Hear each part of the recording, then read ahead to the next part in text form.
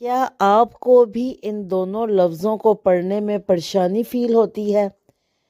आइए हम सीखते हैं कि इन दोनों लफ्ज़ों को कैसे पढ़ा जाएगा।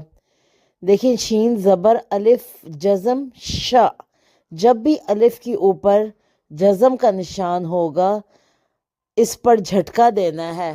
श, नून दो पेश नुन, श नुन, श नुन। अगला लफ्ज़ है लू। देखें, वाव के ऊपर आपको हमज़ा और हमज़ा के ऊपर आपको जज़म का निशान नज़र आ रहा है।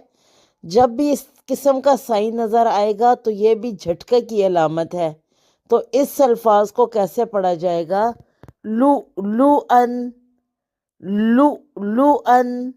देखें, लू झटका दिया, फिर लाम की पेश को खींचना नहीं है, लंबा नहीं करना, और हमज़ा दो ज़बर अन, लू लू अन।